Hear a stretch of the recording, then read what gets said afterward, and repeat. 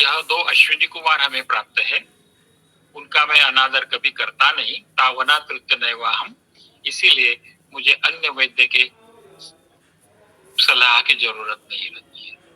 दो अश्विनी कुमार थे, एक है परिश्रम, दूसरा मिताहार।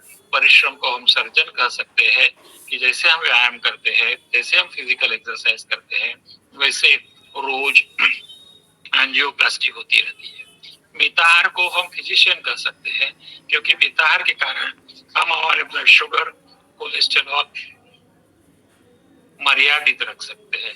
तो इस प्रकार के परिश्रम और मिताहार किस मोलिक्यूलर, किस प्रकार के मोड ऑफ एक्शन से काम करते होंगे, तो वह मोड ऑफ एक्शन इस महाभाग ने ढूंढ निकाली। उसको उन्होंने नाम दिया ऑटोफेजी, और 2016 का पारितोषिक, नोबेल पारितोषिक इन्हें मिला। इस प्रकार शायद 2015 से लेकर आरंभ होने के बाद 2016 में लंदन से लाभ होते हैं, उसका मोड ऑफ मैकेनिज्म ऑटोफेजी होता है। यह उन्होंने आइडेंटिफाई किया और हम हमारी आयुर्वेद की महत्ता का अनुभव लेते गए।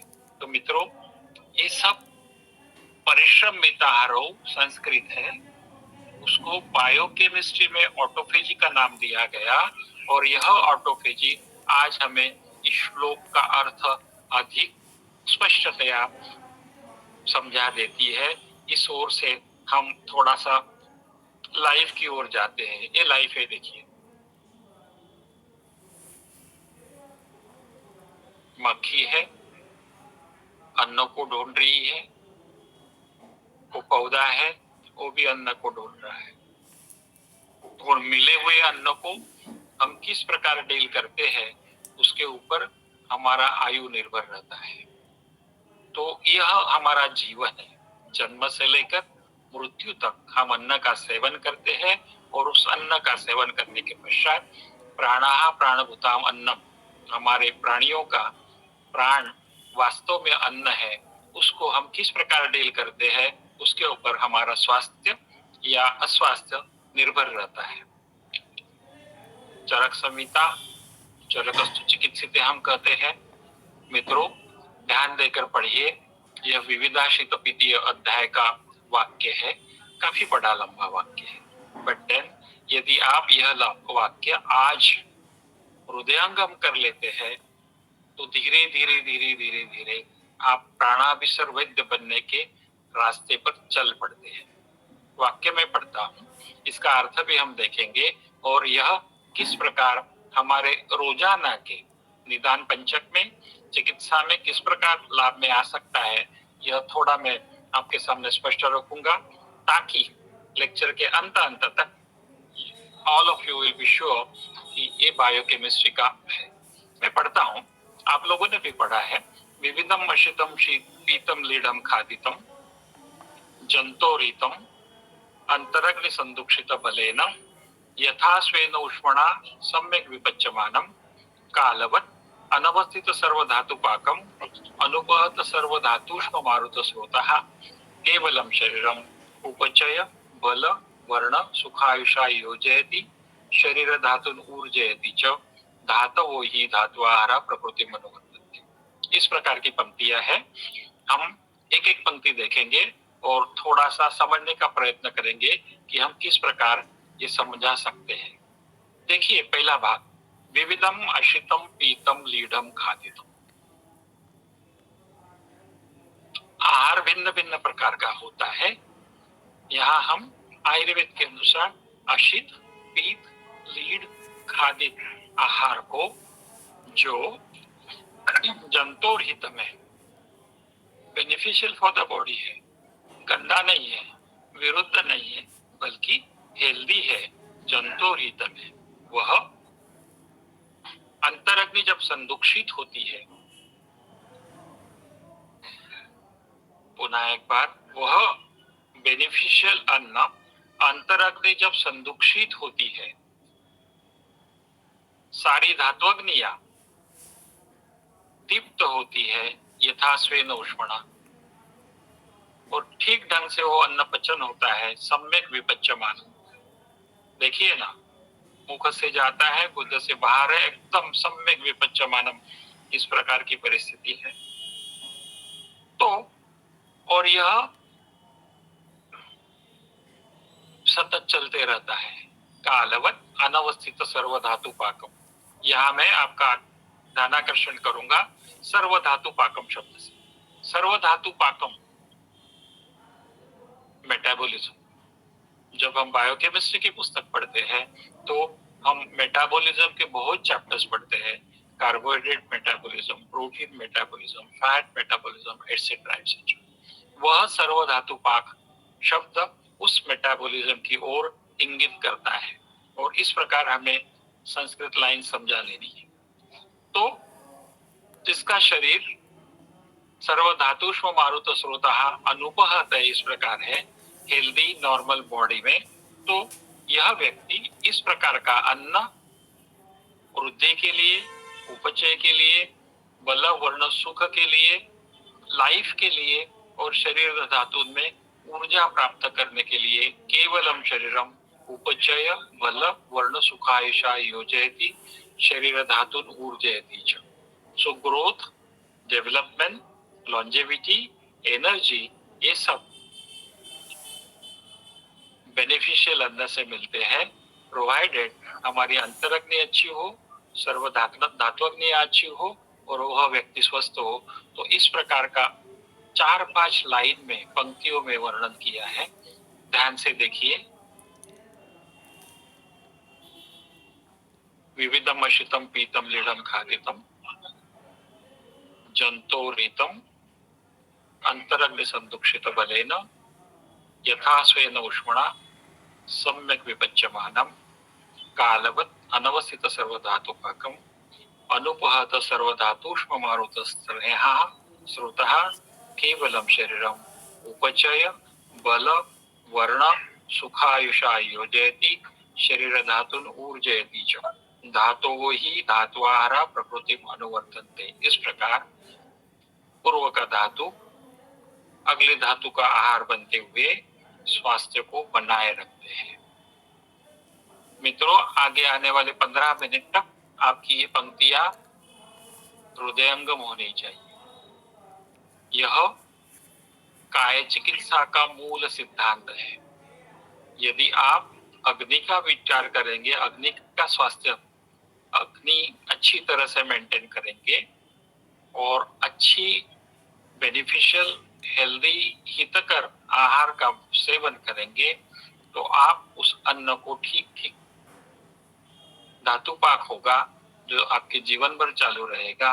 एंड देन वृद्धि, डेवलपमेंट, एनर्जी, लॉन्जेविटी, इस प्रकार का अनुभव आप करते रहेंगे और फिर रस रक्त मांस मेद अस्थि मज्जा शुक्र, ये उत्तम क्वालिटी के प्रकृति अनुवर्तन थे, इस प्रकार का अनुभव आप लेते रहेंगे।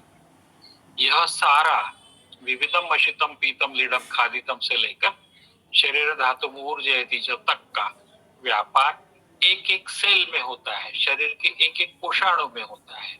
इसे हम कहते हैं metabolic map. It shows hypothetical cell, एक सेल है, घड़ी भर के लिए हम इस सेल से टिश्यू बनते हैं, टिश्यू से सिस्टम्स बनती है, सिस्टम से ऑर्गन्स और टिश्यू से ऑर्गन्स बनते हैं, फिर सिस्टम बनती है, ऑर्गेनिज्म बनता है। इस प्रकार का मेटाबॉलिज्म का कारखाना समझ सकते हैं।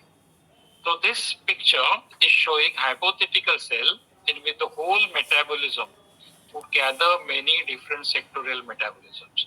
वहाँ प्रोटीन्स है, फैट्स है, स्टेरॉइड्स है, फैट्स है, सैकेराइड्स है, विटामिन्स है, मिनरल्स है, ये सारे अपने सेल में अंतरंग संदुक्षित बलेन यथा स्वेन उष्मणा, वृद्धि के लिए, उपचय के लिए, बल के लिए, ऊर्जा के लिए तैयार होते रहते हैं।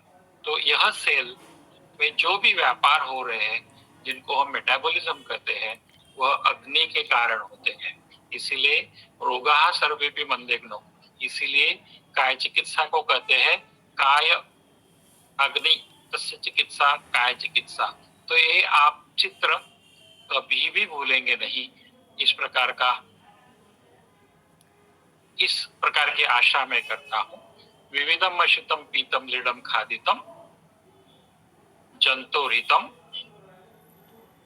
अंतरग्नि संदुक्षित बलेन यथा स्वेन उष्मणा सम्यक विपच्यमानम कालवत् अनवस्थित सर्वधातुपाकम अनुभवत सर्वधातुष्म मारुत स्नेहा स्रोतः केवलम शरीरम उपचय बल वर्ण सुखायुषा योजयति शरीर धातुन ऊर्जयति च। ये स्वास्थ्य का है, ये फिजियोलॉजी का है, ये हेल्दी व्यक्ति का है। नाउ आपके पास रोगी आता है, इस प्रकार की हेल्दी व्यक्ति नहीं आती। आपके पास रोगी आता है तो कहाँ गलती है, कहाँ गलती है, कहाँ प्रॉब्लम है, किस जगह पर अग्नि का प्रॉब्लम आता है, यहाँ क्या हो रहा है, इस प्रकार विचार करते करते आप उसका निदान करते हैं और फिर आरोग्य वर्धिनी देनी है या त्रिफला त्रिकटु से काम बन जाएगा या अग्नि कुमार देना पड़ेगा। इस प्रकार का विचार जब करते हैं तो यह पूरा चित्र आपकी आंखों के सामने होना चाहिए। माइल्ड डिसीज हो, ज्यादा पुराना ना हो तो त्रिफला त्रिकटु से भी काम हो जाएगा। क्रोनिक डिसीज हो तो हो सकता है कि आपको रसौषधियां देनी पड़ेगी, बट देन औषधियों का चयन जो आप करेंगे वह इस पिक्चर को सामने रख के करेंगे। वृद्धि नहीं हो रही है, उपचय नहीं हो रहा है, फटीग है, टायर्डनेस है, एनर्जी नहीं है, इस प्रकार का यदि जीवन हो तो इन सब बातों में कुछ तो गड़बड़ होगी। वो गड़बड़ आप आइडेंटिफाई करेंगे, स्रोतस को आइडेंटिफाई करेंगे, आप हेतु की निश्चिति करेंगे, किस स्रोतों की हेतु उपलब्ध है, और इस प्रकार आप औषध का चयन करेंगे और आपकी चिकित्सा प्राणाभिसर वैद्य जैसे करते हैं उस प्रकार हो जाएगी। ध्यान से ये चित्र देखिए। हमने चरक का चित्र देखा जो आहार से शुरू होता था, हेल्दी फूड से शुरू होता था। हमने चरक का चित्र देखा जो उपचय बल वर्ण सुखायुषाय जयति शरीर धातुन ऊर्जयति च, यहाँ खत्म हो गया था। इसके बीच में जो हुआ वह carbohydrate, fat, protein, these are energy inputs, energy output, और ये सब हो है वात पित्त कफ रस रक्त मांस में अस्थि मज्जा शुक्र और मलों का जो और एनर्जी, इतना व्यापार बायोकेमिस्ट्री का है। यह अंग्रेजी में जो भी भाग लिखा हुआ है वह संपूर्ण बायोकेमिस्ट्री का चित्र है। इस प्रकार ध्यान दीजिए। शरीर धातुन ऊर्जयति च, ऊर्जा, एटीपी, क्रेब्स साइकिल, ये सारे विषय बायोकेमिस्ट्री के अंतर्गत आ जाते हैं। ये चित्र ध्यान से देखने पर आपको खातरी हो जाती है कि ये हमारे चरक में लिखा है, ये हमारे चरक में लिखा है। बीच में जोतना भी है अंतरग्नि संदुक्षित बलेन यथा स्वेन उष्मणा सम्यक विपच्यमानम एटसेट्रा एटसेट्रा, मैंने बायोकेमिस्ट्री के पुस्तक से लिया है। Healthy food, then it is digested, फिर वात दोष, पित्त, रस रक्त मांस में अस्थि मज्जा शुक्र, इस प्रकार की जो बायोकेमिस्ट्री है वो पूरी संपूर्ण बायोकेमिस्ट्री उस चरक के विविधम अशित पीतम से लेकर शरीर धातु ऊर्जयति च, ऊर्जा, एनर्जी, एटीपी, ये सारे विषय बायोकेमिस्ट्री के अंतर्गत आते हैं। आप रोगी जब सामने आएगा तो इसमें कुछ गड़बड़ है वो आइडेंटिफाई करेंगे और सही चिकित्सा करेंगे। So this is how biochemistry Ayurveda को स्पष्ट करती है। और ये सारा व्यापार अन्न व स्रोतस में होता है। देखिए क्या क्या हमने खाया, फिर गट में माइक्रोबायोटा रहता है और फिर स्रोतो रोध बल भ्रंश गौरव अनिलता। तो जो कुछ आम स्वरूप परिस्थिति निर्माण होती है, अंतरग्नि ठीक न हो, धात्वग्नियां ठीक न हो, तो उस आम सदृश पदार्थ का नाम है ट्राइमिथाइल अमाइन ऑक्साइड, जो अत्यंत स्निग्ध चर्बी वाले पदार्थ खाने से होता है। और यह TMAO, आम जैसे उसका उच्चार है ना, उल्टा करेंगे तो आम ही हो जाएगा, स्रोतोरोध को उत्पन्न करता है। और आम क्या है? स्रोतोरोध बलभ्रंश गौरवानिलमूढ़ता, इस प्रकार का। अब यह स्लाइड यदि आपके ध्यान में आ गई होगी तो अग्नि का महत्व आपके ध्यान में आ गया होगा। और अग्नि का महत्व यदि ध्यान में आ गया होगा तो चरक संहिता में जो भी लिखा हुआ है वो अत्यंत स्पष्ट, अत्यंत आधुनिक है, इस प्रकार का भाव आपके मन में आया होगा।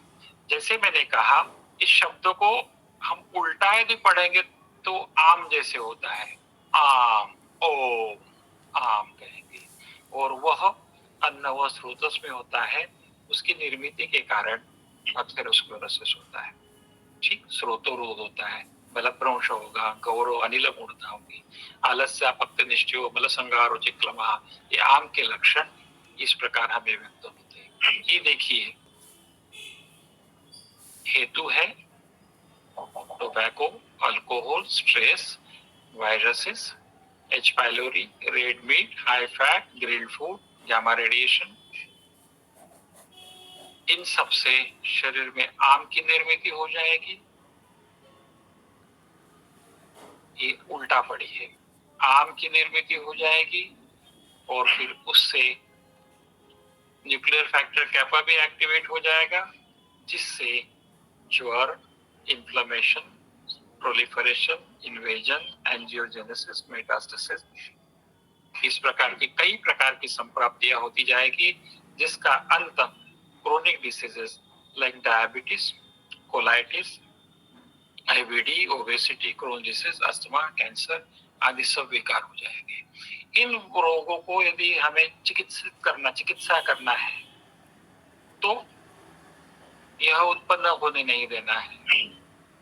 इसको यदि उत्पन्न नहीं होने देना है तो इसको हमें रोकना होगा, और इसको यदि हमें रोकना होगा तो अग्नि के ऊपर कार्य करना होगा।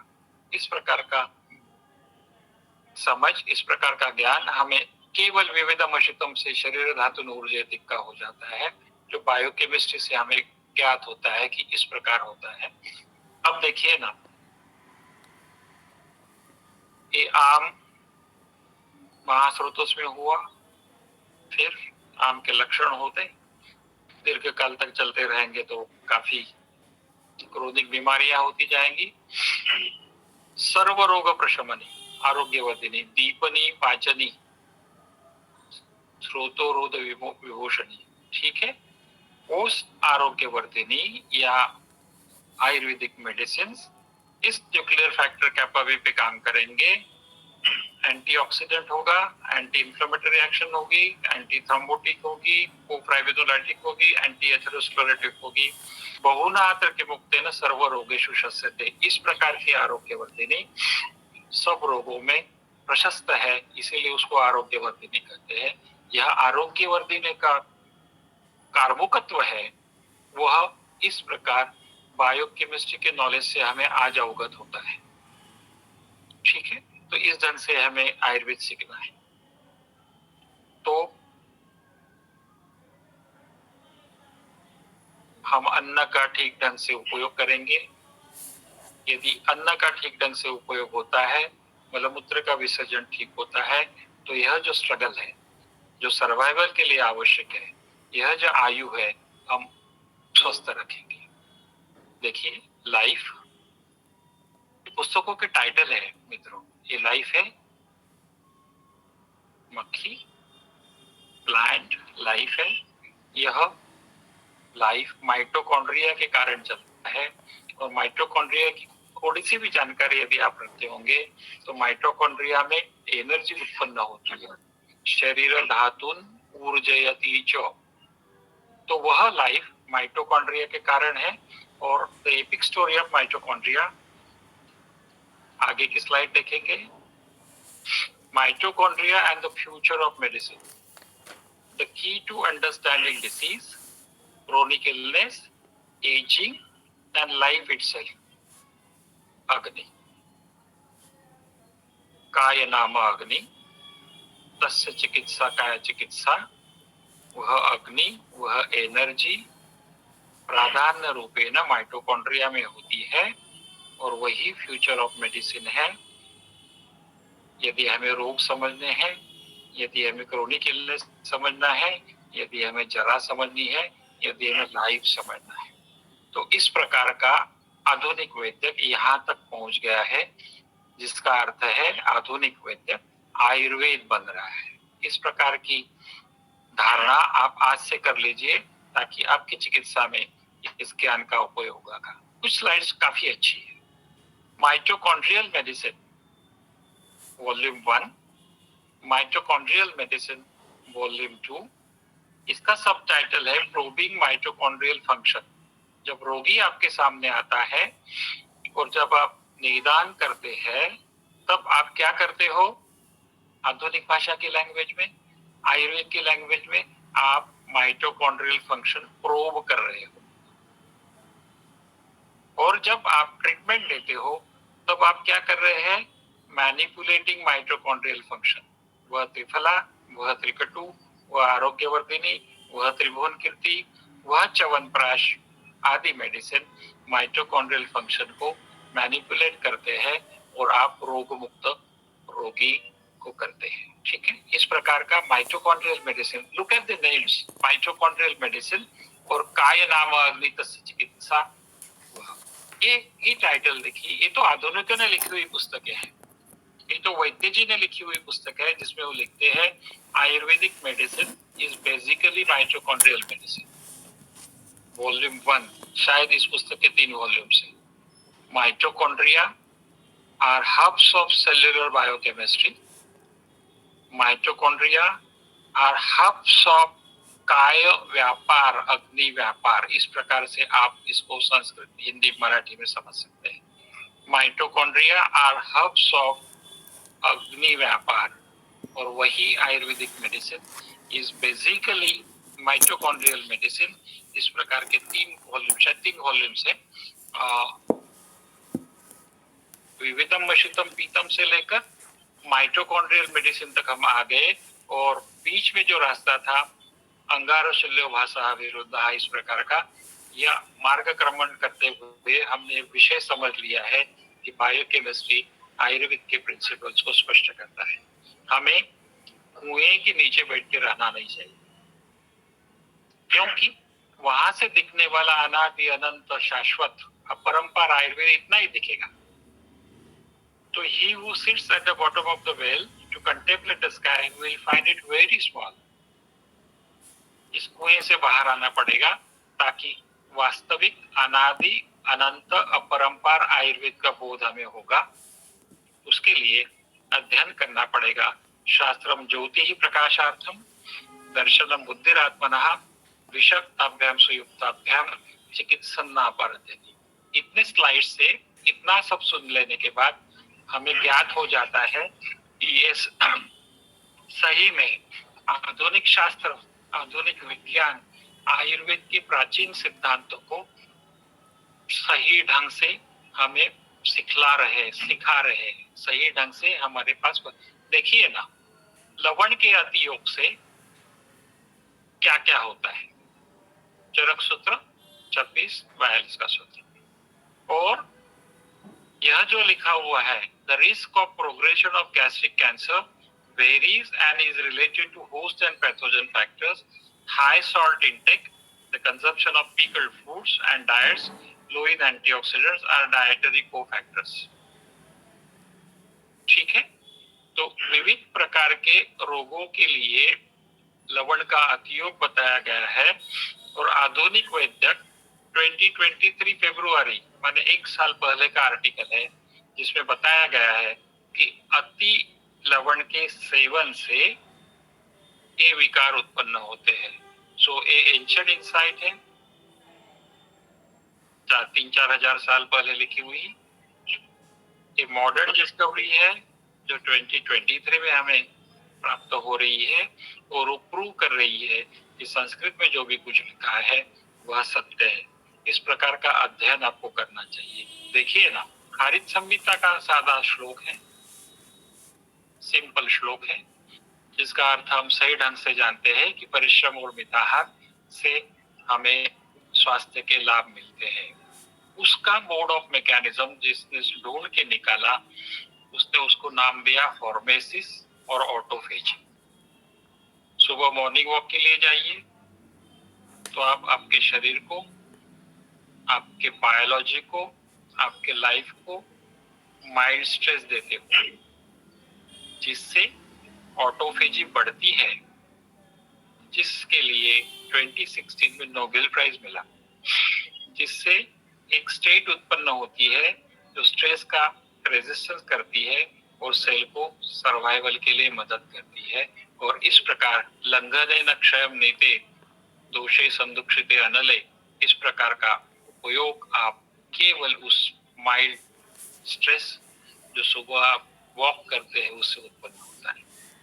यदि हम स्ट्रेस नहीं देंगे शरीर को तो सेल को इंजरी होगी, सेल डेथ होगा, क्योंकि ऑर्गेनिज्म खतरे में। यह जो मैसेज हम फास्टिंग से देते हैं, फिजिकल एक्सरसाइज से देते हैं, वो ऑर्गेनिज्म खतरे में आस्या सुखम स्वप्न सुखम से नहीं है।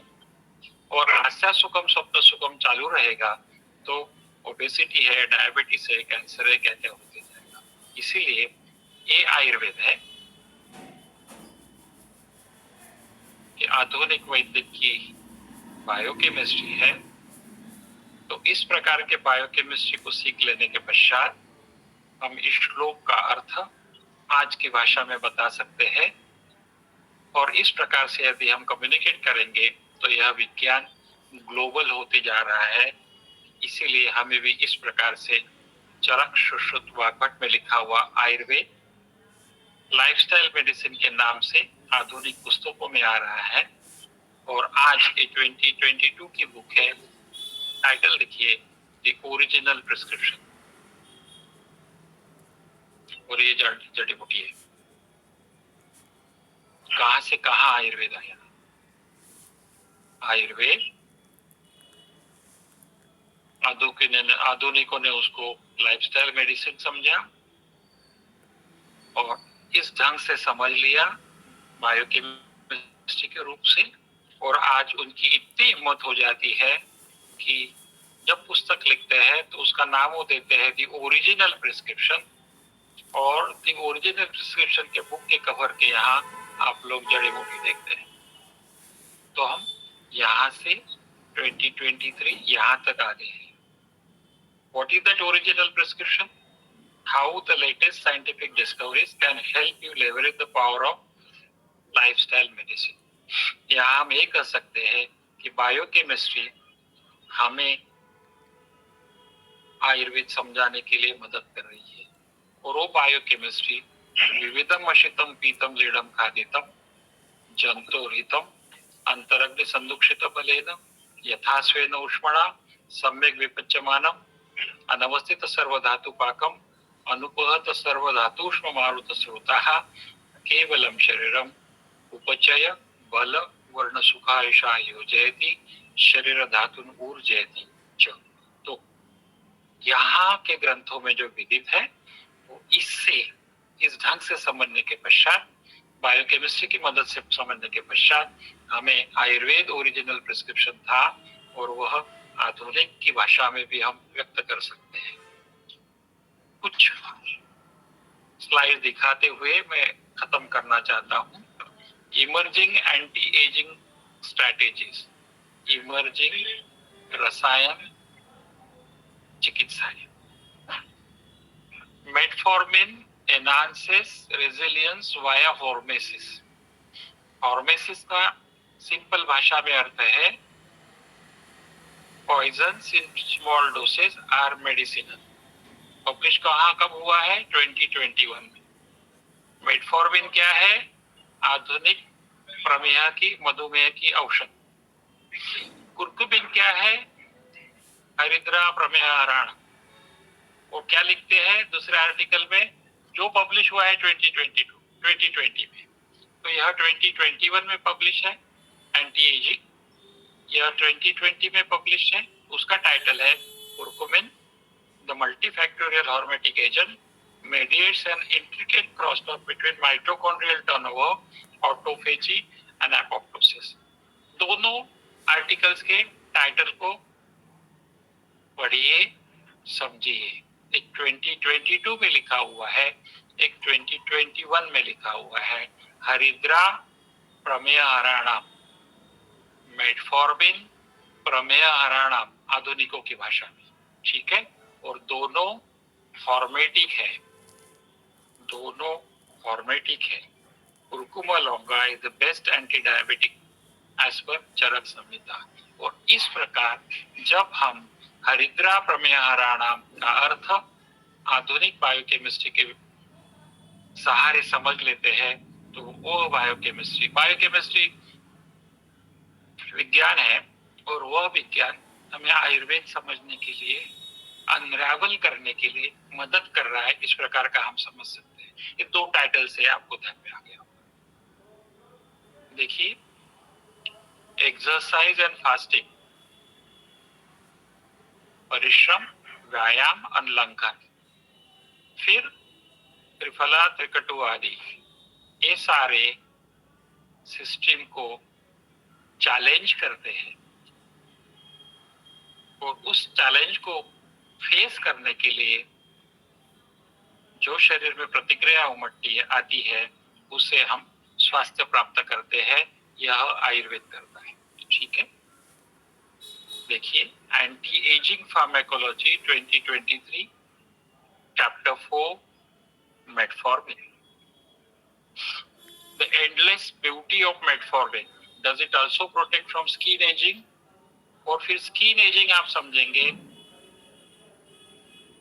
प्रमेय आप समझेंगे, मेटफॉर्मिन समझ लेंगे, तो curcumin anti ageing, novel strategies for metformin as an anti-aging drugs in skin aging। और वह कुरकुमा स्किन के लिए भी है, वह कुरकुमा डायबिटीज के लिए भी है, वह एंटी एजिंग भी है। इस प्रकार का जो हमें ज्ञान होता है, वह ज्ञान बायोकेमिस्ट्री समझने से होता है। तो जब मैंने टाइटल लिखा बायोकेमिस्ट्री अनरावल्स आयुर्वेद, तो यदि हमें आयुर्वेद समझ लेना है आज की भाषा में, तो हमें बायोकेमिस्ट्री विषय अच्छी तरह से समझ लेना चाहिए। उस बायोकेमिस्ट्री विषय समझने से हमें संप्राप्ति ठीक ढंग से समझ में आएगी। Damage associated molecular patterns in human diseases, हेतु सेवन करने से होने वाले संप्राप्ति के कारण होने वाले ह्यूमन डिसीजेस, यह दोष वैषम्य निर्माण करता है। और वही मॉलिक्यूलर पैटर्न्स के डेंजर सिग्नल्स माने लिंग, और फिर थेरापेटिक चार्जेस, टारगेट्स माने चिकित्सा। सो दोनों पुस्तकें ध्यान से देखिए, हेतु,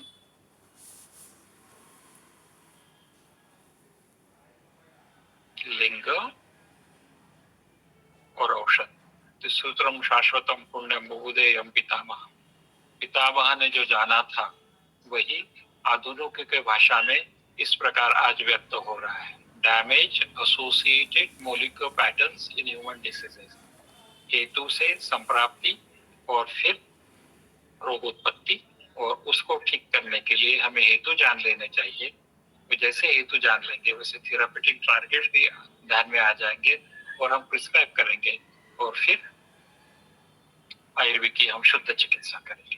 तो मित्रों, हमें यहाँ नहीं बैठना है, क्योंकि he who sits at the bottom of the well to contemplate the sky will find it very small। यहाँ से हमें बाहर आना है ताकि हम उस विशाल अपरंपार आयुर्वेद को प्राप्त कर सके। और वो करने का तरीका विश्वश्रुताचार्य ने बताया है। सतत अध्ययन करेंगे, चर्चा में भाग लेंगे, अन्य तंत्रों का भी अवलोकन करेंगे। दिस इज वेयर हमें बायोकेमिस्ट्री पढ़नी चाहिए। इस प्रकार सुश्रुत कर रहे हैं। उन आचार्यों की सेवा करेंगे तो हम हमारी बुद्धि और मेधा को बढ़ाएंगे। तो इस प्रकार यदि करेंगे तो ये महत्व का शब्द सुश्रुताचार्य ने दिया हुआ है, परतंत्रावलोकन। और वह परतंत्रावलोकन बायोकेमिस्ट्री को ठीक ढंग से समझ लेना है, ताकि हम कुएं से बाहर आकर अनादि अनंत शाश्वत इस प्रकार के आयुर्वेद को समझ लेंगे, अंडरस्टैंड करेंगे और अपने चिकित्सा व्यवसाय में अच्छी तरह से काम करेंगे। और इस प्रकार आयुर्वेद का पुनर्अवतरण हो रहा है, renaissance in Ayurveda. After decades of neglect, the ancient Indian healing and cure system is poised to take its place in the healthcare mainstream. वह बायोकेमिस्ट्री के अध्ययन से हम जल्दी करेंगे। इस विषय के साथ मैं मेरा व्याख्यान समाप्त करता हूँ। शुभास्ते पंताना। Thank you for kind attention. आपको कुछ प्रश्न होंगे तो आप अभी पूछ सकते हैं, या तो व्हाट्सएप के मार्ग से हम टच में रहेंगे, ताकि आपके प्रश्न यदि थोड़े समय के बाद में आए तो हम इस प्रकार के प्रश्नों का उत्तर देने के लिए तैयार रहेंगे। Thank you friends.